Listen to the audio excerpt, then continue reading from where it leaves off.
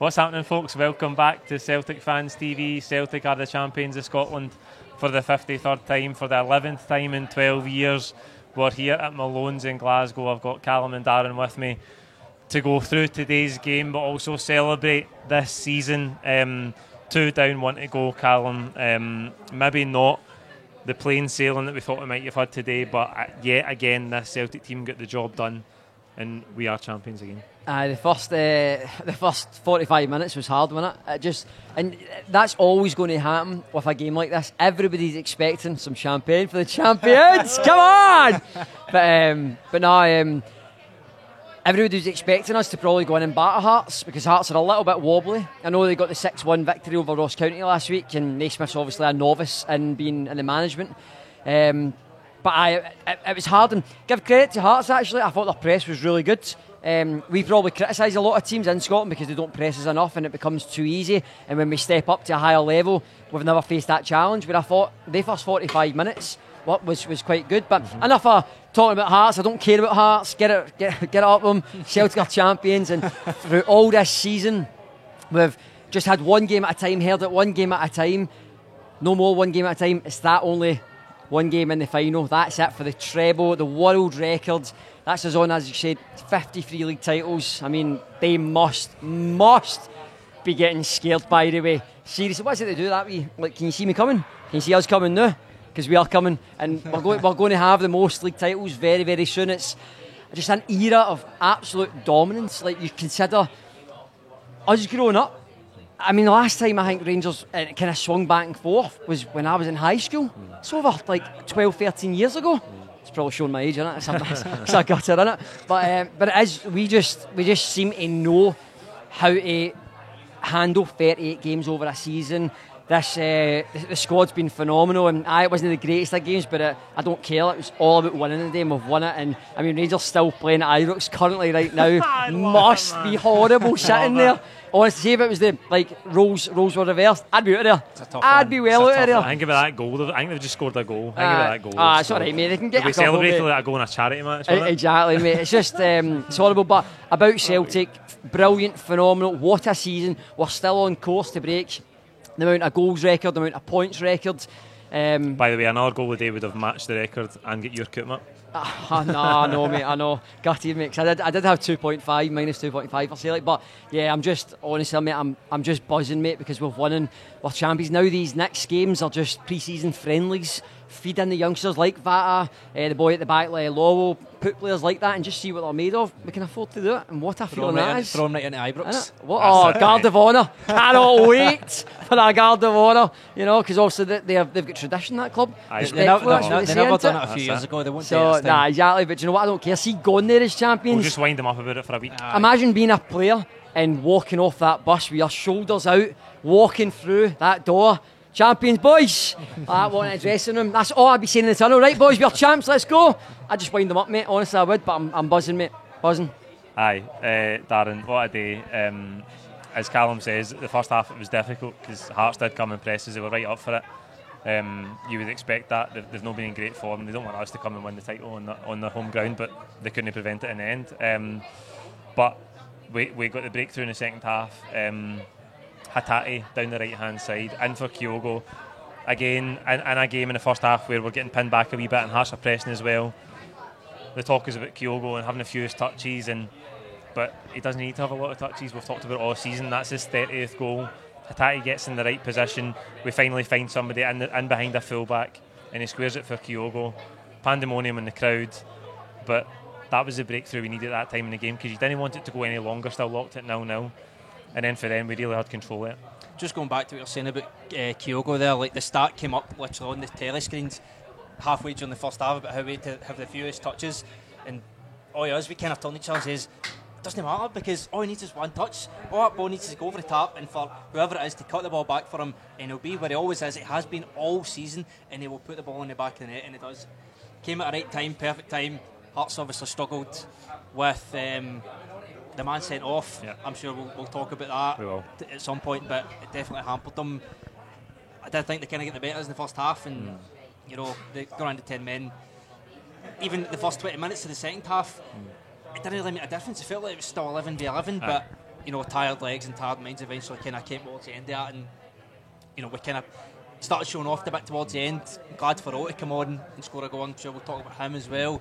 And even in the last 10-15 minutes of the game, it just felt like the Celtic that we have been seeing all season, where we've just been controlling the ball and all these teams' halves and playing basically 40 yards from their goal, them sitting 10 men behind the ball. That's the way it felt towards the end of the game. Probably could have been 3 or 4, but as Callum says, we don't care. We literally do not care. 2-0 or 2-1 or 5-0, I don't care. We've won. When we've won, I don't know how many 30-odd games this season, we've drawn one and lost one. A phenomenal start and thoroughly deserved to win the league today. Aye, incredible, Callum.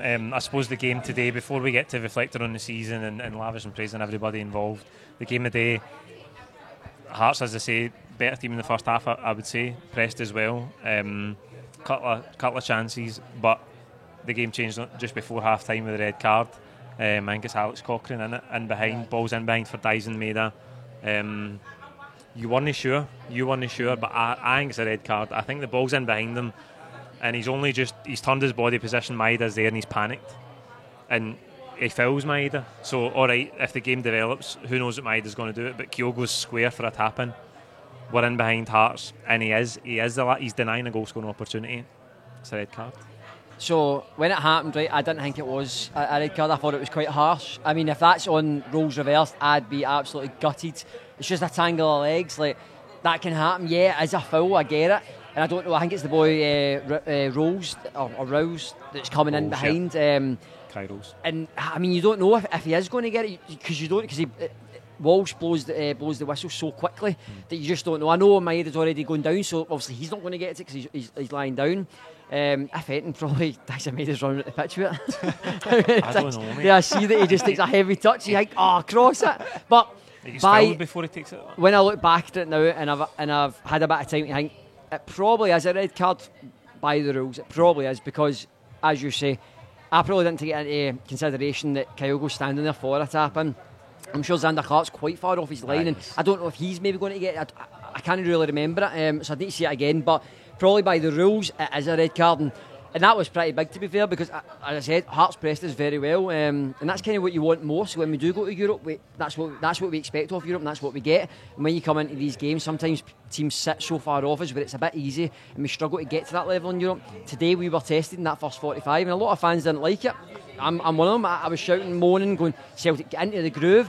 But you do need to give credit to the opposition team that you're playing at times. They will try and frustrate. They don't want to see us winning titles at their ground. Of course they don't.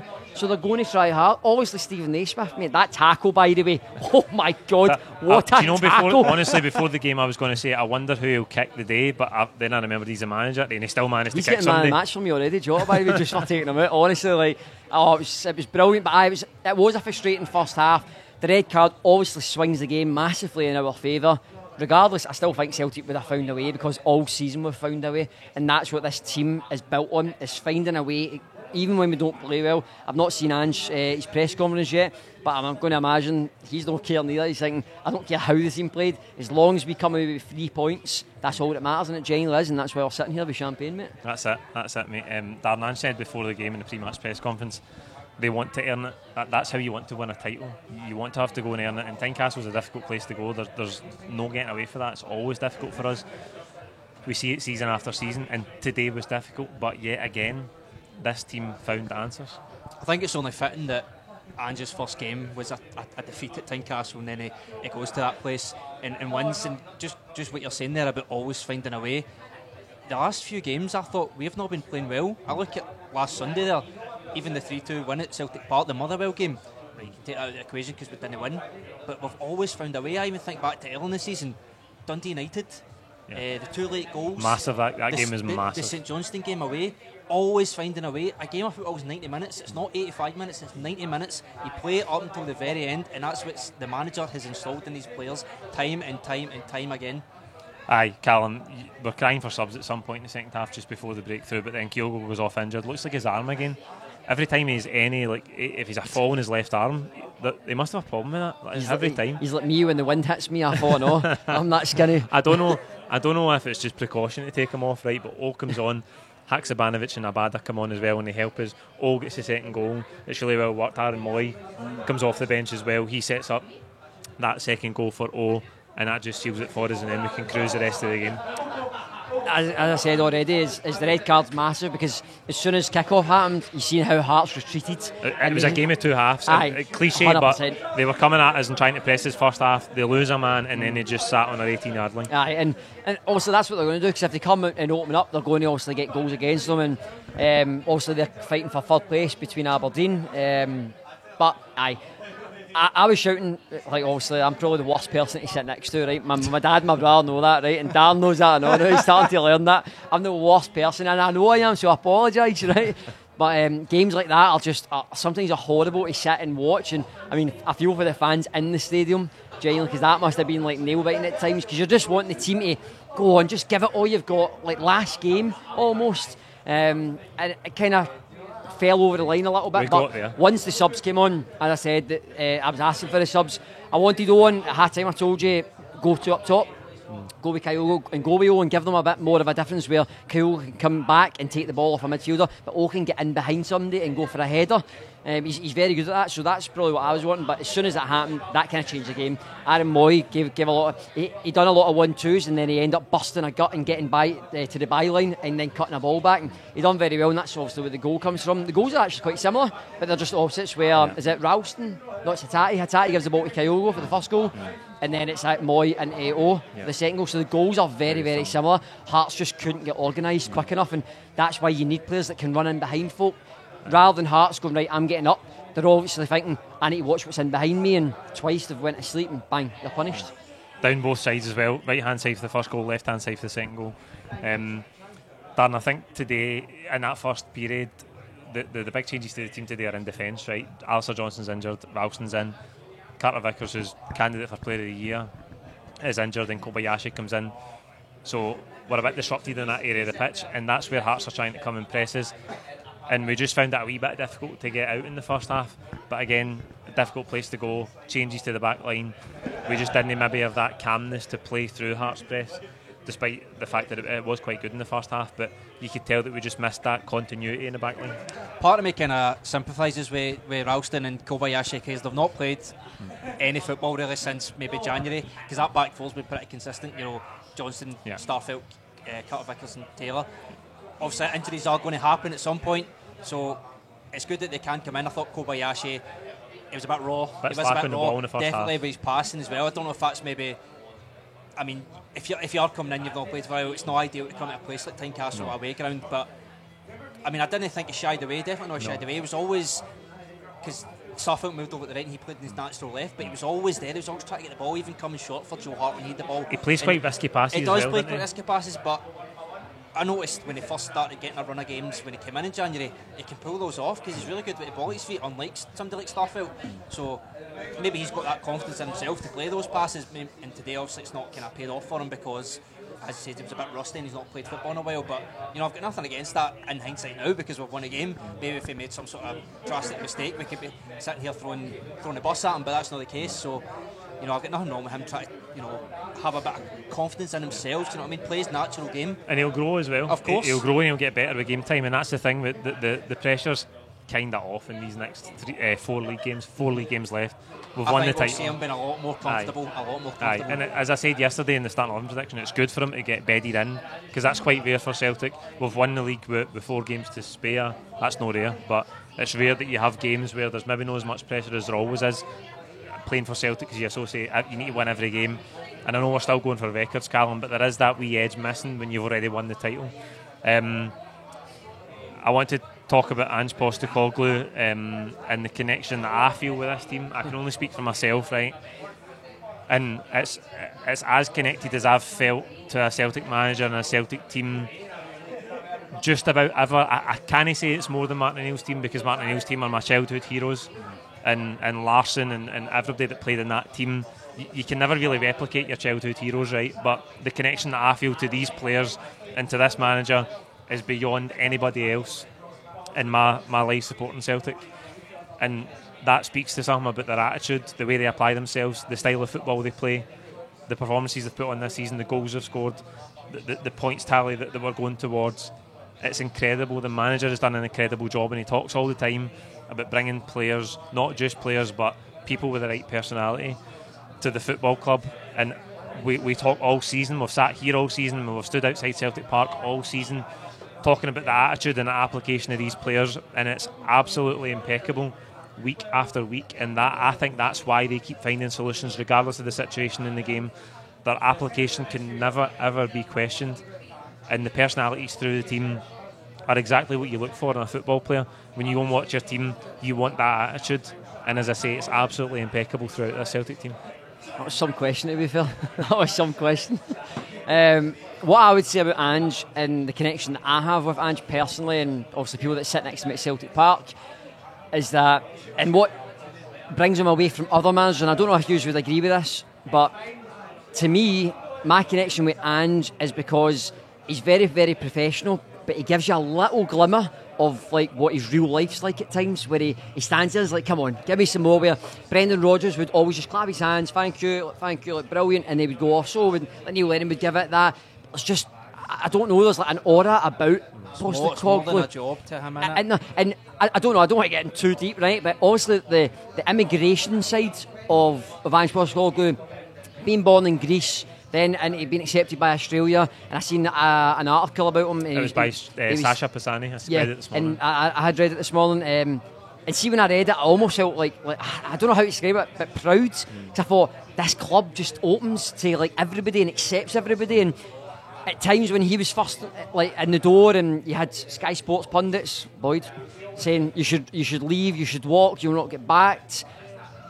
He's turned the tables massively. Not one Celtic fan, when he was appointed, seen this coming. None of us did, because we were all in love with Eddie Howe for months, and it thought, oh, it's only going one way. It's going to be like a disaster, like a Tony Mowbray.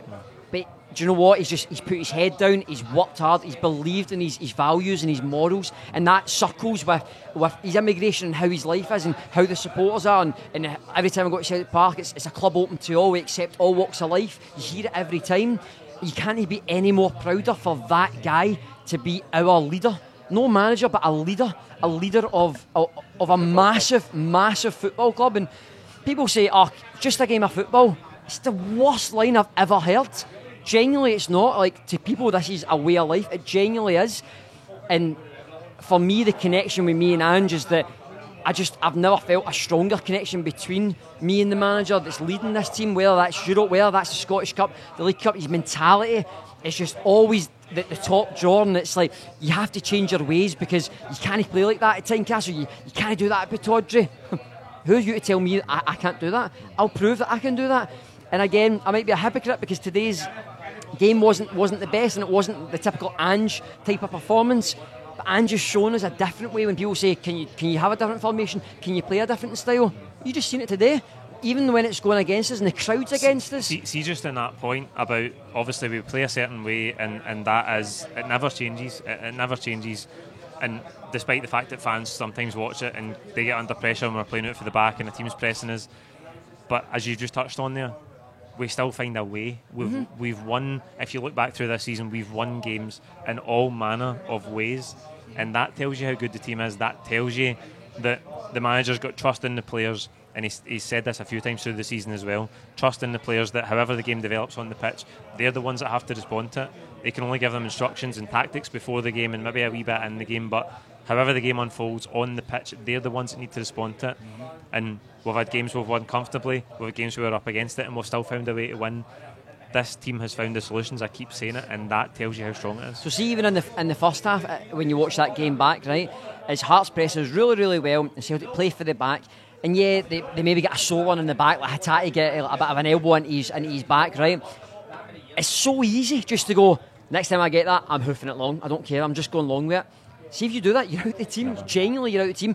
Ralston does it in the second half, and I'm sure Shanklin chases him out in the corner, and he's very, very clever, because he goes right, then he goes left, and he notices Starfelt. He can use Starfelt or Joe Hart, but he actually takes the pressure, gets the foul, plays quickly, bang, go. They're out of shape, and then that's when Celtic can get in behind you, and that's what you need for Postecoglou's team. Like, for me, and as you said, Paul, because we're the same age, is that Martin O'Neill's just like the messiah because of what he gave us, and obviously with players. The difference is Ange doesn't have anywhere near the type of quality that Martin O'Neill did, but I've got the exact same feeling as I did towards Martin O'Neill as the way I do to Ange Postecoglou, and that's something very special that's very, very difficult. And Brendan Rodgers won treble, and then a treble, and then he got kind of over the half with Neil Lennon. He was loved by this club.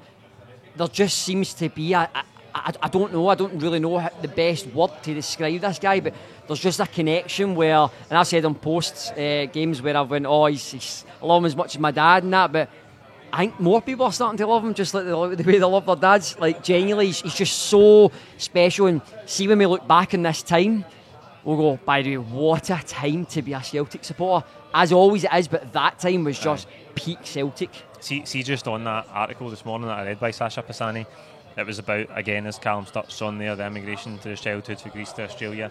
But I think, Darren, the connection with him it's more than just about the job he's done, I think, as a football manager, because I think there's something about his personality that just suits Celtic to a T.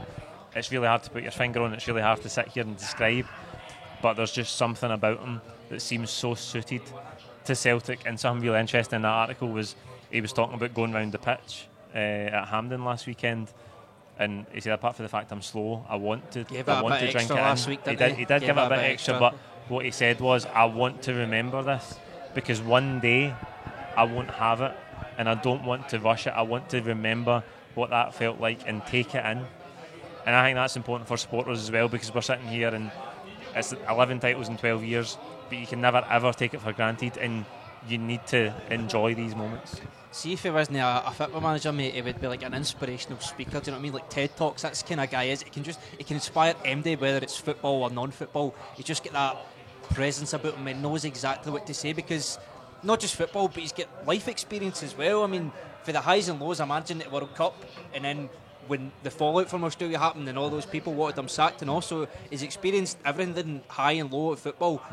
And just on Callum, I thought what you said about him was brilliant, by the way. And talking about Martin O'Neill, you know, I don't really remember Martin O'Neill's first kind of couple of years, because I think I was 5 years old when he became Celtic manager. But what I think is different about him, even from like Brendan Rodgers and Lennon, we knew nothing about him, absolutely nothing. So basically, he's coming into Celtic as a completely fresh canvas, and it was not an easy start. I mean, think of Michelin, get put the Champions League, get beat at Tynecastle 2-1, and losing those first 3 away games. It was hard going, man, but we stuck with him. It was because we seen that first league game at Celtic Park, Dundee, 6-0. It gave fans a glimmer of hope of what kind of football he's wanting to bring to this team, and we stuck with him through. As you say, Boyd was saying, he's going to be sacked by Christmas. Alan Brazil on TalkSport was saying, who's this guy? You know, that. Celtic fans stuck with him, and I think that's what you're talking about, the connection he has with the fans. I think that's why he's got that connection with the fans, because even though pundits and media were saying that he's going to be gone by Christmas and that, we saw what kind of football and potential football that we could have, and we're starting to see that now. He said last season, the last game against Motherwell, that I think he was just trying to say that for the fans. We'll come back bigger and better because we never stop. I'm sitting there thinking, how can we come back bigger and better for that? 1-2 titles, and from where we just came from. It's the style we've done it in this season. It's the style of what we just done this season, and I don't think there was a few bumps last season. It hasn't happened this season at all. It's been plain sailing. I just think Rangers haven't beat us once this season. Not once this season. They beat us in the first game last season when we had no Celtic fans, and then we're going to demolish them 3-0 the next game. That just shows how much we progressed. Even the recruitment he's done, the players he's brought in. Incredible. We know nothing about these players. Incredible. And now it's getting to a point where in a couple of months he's going to sign a couple of players. We're not going to know who they are, but we're just instinctively going to know that these players are because they're going to suit. He's just not going to pick anybody. You trust him to get it right. Trust him to get it right, 100%. Aye, absolutely. Callum, I'm hesitant to talk about this, right? But it's conversations I've been having away for the videos with people, right? You talked about Brendan Rodgers winning treble after treble, but Brendan Rodgers' legacy is tainted by the way he left, right? But regardless of what you think of him, there's got to be something in the back of everybody's head that's let down by the way that he left, right? Because I don't think there was any. We talked about it in here last week after the video, right? I don't think there's any real proper reason that he had to leave in that manner. And as I say, I don't want to talk about Ange Postecoglou leaving, but it will happen one day. I think we've got a special manager. I don't think it's inconceivable that one day he might get an offer while he's a Celtic manager that could be hard for him to turn down, or that he'll have to really consider. But I just hope, because so often in football, the relationship between a manager and a club or a player in a club doesn't end the way you want it to. Look at Scott Brown, for example. The first example off the top of my head, Scott Brown, right? Unbelievable servant, one of the most successful captains in Celtic's history. But he leaves under a cloud because of COVID, because of that disastrous season.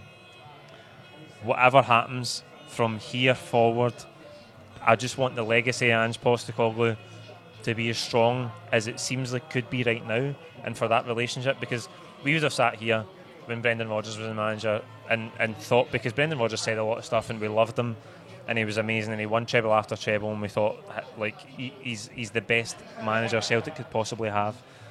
But as I say, he ruined it by the way he left. I just hope that this connection that we feel to Ange Postecoglou right now can be maintained after he leaves, and that's difficult because you can't control a lot of things in football, but I just want, however it has to end, for it to be the right way and for him to be remembered the way he should, because I know he's early in his, I hope he's early in his tenure at Celtic. He said he would get better this season. Before, even when he was unknown, it was just wait to the second season of Ange Postecoglou. We didn't think we were necessarily going to win the league the first time till about halfway through, and we caught Rangers up and we had the turnaround. But everybody said the second season of Ange Postecoglou was even better than the first, and you need that time. We've seen it this season. The team have gone to another level domestically. Incredible consistency, incredible style of play. But whatever happens from here until the day Ange Postecoglou depart, I just want the relationship to be maintained, because I think this connection is special. I think it is unique, and I want it to end in the right way, because it's a pity to look back at Rodgers' time despite the success and have that feeling that you were let down by the way he left. I just hope this connection with Ange maintains, and then even after he leaves, his place in Celtic history is protected the way it should be. Aye. So I understand that, right? And I'll maybe differ a slightly bit different, and I understand what you're saying, because Rodgers did hurt. It did hurt. Like, I remember that pain. I genuinely still feel that pain to this day of how he walked out. But again, I need to say thank you for walking out, because then it didn't allow, if that didn't happen, it wouldn't maybe allow Neil Lennon to come in, then Ange Postecoglou to come in. So there's a reason that happens. Like, I'm genuinely a big believer of everything happens for a reason. The butterfly effect. Mate, genuinely, like, I am. And football and philosophy on the post-match pint. So see the difference, and I don't know if everyone that's watching this will agree or disagree, right? But just my own perspective on it is the difference between Rodgers and Postecoglou, and if they were both to do the exact same thing, is at least I can say, do you know what? I was spoiled as a fan to watch the football that I seen, and I couldn't even moan at the price of season tickets, because the football I got was worth the money, every bit of penny that I paid. Where Rodgers sometimes was a bit of a slog, and I said, You're still moaning at the games, but mate, that's because I love it. Moan sounds my voice, right? And I just love moaning, right? I know that, right? But genuinely, that's how I'll look back at Postecoglou, regardless how he leaves. Yes, do I want him to leave in a better standard, and at the end of a season, as in next season, have a crack at Champions League again, see where you can go. If you finish third, go and have a run at Europa League, break that curse on this club that we have, because I am dying for that to break.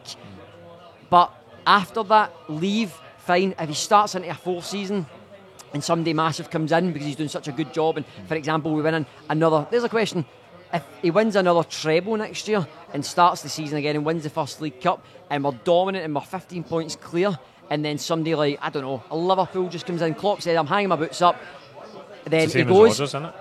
I can kind of more accept that. I genuinely can, because of I'll look back and I'll say, yeah, he probably won just as much as Rodgers, but I was spoiled as a fan. I genuinely was spoiled as a fan, and mate, I can't complain. The feeling that I have for him is just, he's unique, he's up there, and I know you're different, Paul. I genuinely, mate, I understand everything that you're saying, but he's just, for me, he'll be looking back, and I'll tell kids that I have in the future, by the way, this guy was unreal. He was. I was spoiled. Mate, he is unreal, and by the way, we're no rushing him away. I just want his legacy. Well, you gave me stick for and I want this connection. No, listen, I'm not saying that he's going to Brighton. I just want his legacy to be protected. I want this connection to remain, because so often in football it doesn't, because there's so many things you can't control in football. I get that, but I just want it to be protected however he leaves. Darren, I think he would be pushed. I think there's less than a handful of clubs in world football that he could have this connection with that he's got with the supporters right now. I hope he understands that. 2 down, 1 to go, to being the 5th man in Celtic's history to ever lead us to a treble. What an opportunity. It is a great opportunity. And what's that? So 23 months he's been Celtic manager, just shy of 2 years, right? And he has a chance to become a legend. Like, that word gets thrown about lately, but he does have a chance to become a legend and get in amongst the managers like Sir Jockstein and Martin O'Neill. It's a huge honour, and he deserves it. He absolutely deserves it. I've said this so many times, right, and I'm sick of saying it. The mess he inherited, and to where we are now, even just to think that the difference with Brendan Rodgers and your likes of Ronnie Dyer is that era, Rangers were still nowhere near us. And he took over. That's a Rangers team that were 25 points ahead. 25, right? And then he's gone, he's brought that gap back to even, right? And it's a Rangers team that's got a Europa League final. So it's not, they'll say, oh, it's a poor Rangers team, it's not a poor Rangers team, it's not a great Rangers team, but it's not a poor Rangers team. So he's beaten them countless times. He's been here less than 2 years and he's seen 3 Rangers managers. That's mental to me. That's crazy. I'm not saying he's single-handedly the reason that all those Rangers managers have gone, right? But it shows that their fans are disappointed in the way they're playing football. But to me, it's just because we're so good that they're trying to compare themselves to us. And I think you spoke about it, Callum, in the preview show for one of the Rangers games, is that Rangers' game plan is how to stop Celtic rather than focusing on themselves. That just speaks to me volumes about Ange, right? Because if I was a Celtic manager or a Rangers manager, I'd be just going in, play our game and we'll win. If we play the best of our game, we'll win, right? That's the way you should be going into a derby like that. But instead, everybody's talking about how Rangers need to stop Celtic. That's odd to him, and the difference he's made in less than 2 years is incredible. So if he wins this Inverness game, you know, no disrespect to Inverness, right? But barring that, an absolute football miracle, right? He's going to be a Celtic legend. In less than 2 years for me, that's incredible. I know Brendan Rodgers done it in his first season, but different circumstances. He had a really good team, didn't have a threat of Rangers. He's not had that. He's had to do 10 times much more work than him. Aye, incredible. What a team, what a manager. Callum, I'll give you the closing remarks, mate. What a season. Brilliant to be sitting here. We're going to go downstairs and celebrate it, but close it out. I feel like Hugh Keevins closed it out. He always closes it out in Clyde 1. What I'll say is just what a time to be a fan.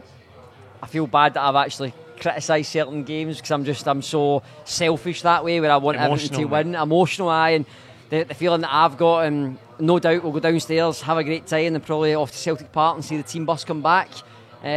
Just all these moments is just an amazing time, and I'll look back at it. I've hampered on to you, Paul, about Celtic improving things off the pitch, like a museum, etc., in the hotel, and getting stuff. And I know for a fact, genuinely I know for a fact, that in 20 years' time, when I do have kids and I take my kids to the football, I know I'll walk through that museum and there'll be a poster of Ange Postecoglou, a picture frame, or like the way Jock Stein's get his picture in the trophy room. Ange Postecoglou will be there, and I know for a fact they'll say, oh, who was that? How was that time? And I'll look back and I'll just smile and I'll say, I was absolutely spoiled. And I hope Ange sees this, by the way. I really hope somebody shows this to him. and you spoke about it, Darren, talking about like Rangers putting their game in and saying that we need to focus about Celtic and rather than our own game. And that's why we're champions, because there's too much focus on Celtic. It's Celtic are the benchmark, Celtic are the best. It's why we're champions. It's why we're going for a treble. And they always go, oh, we want to play nice, attractive football. They don't want to say, like Celtic, but that's what they mean deep down. And I know for a fact that's what they mean deep down.